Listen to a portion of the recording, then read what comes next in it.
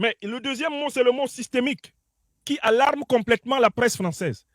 France 24, RFI, Le Monde, Le Parisien, Libération, le journal du dimanche. C'est tout le monde qui s'affole autour de ces mots.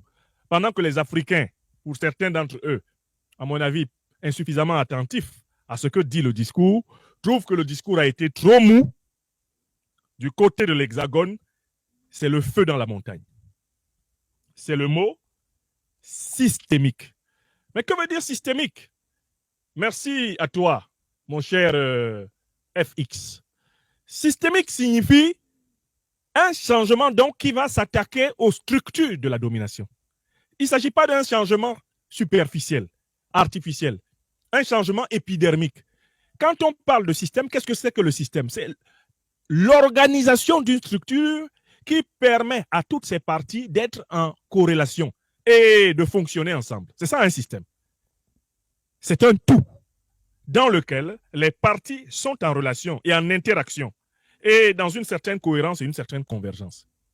Quand le président Bassirou Diomaye Diakhar Faye dit qu'il va opérer un changement systémique au Sénégal, ce qu'il veut dire, c'est qu'il va démanteler les structures du néocolonialisme français.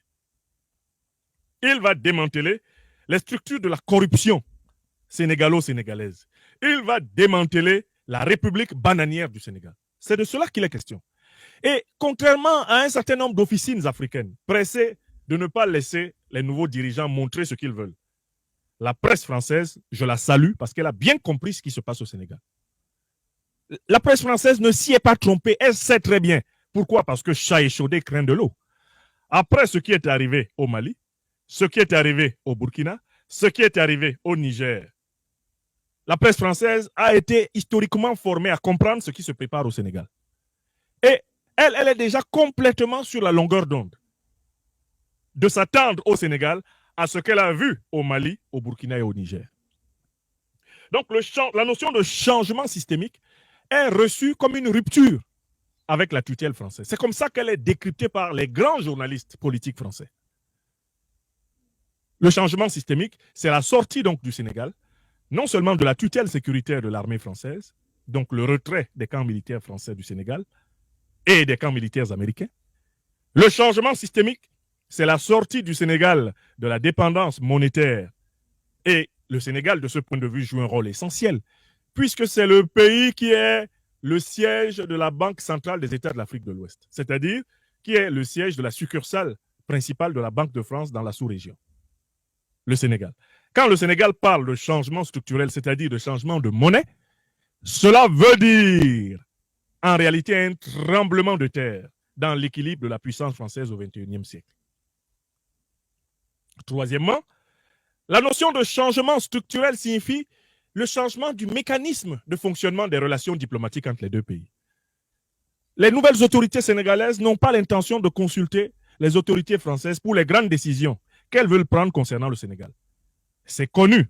C'est une tradition certes non écrite, mais ancrée dans les accords de coopération, les accords diplomatiques, les accords économiques.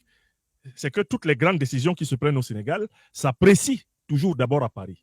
Or, quand on parle de changement structurel, c'est qu'on a une élite politique qui ne veut rendre compte à personne en dehors du peuple sénégalais. Donc, rupture donc entre le personnel politique qui dirige le Sénégal et le personnel politique qui dirige la France en ce qui concerne les affaires intérieures du Sénégal. Elles deviennent, nous dit le président Diomaye Diakhar Faye, elles deviennent de facto des affaires strictement sénégalo-sénégalaises. Et cela signifie beaucoup. Donc, la notion de changement systémique, par ailleurs, me rappelle un point qui pourrait échapper à certains d'entre vous qui n'est éventuellement pas au courant de l'évolution du débat politico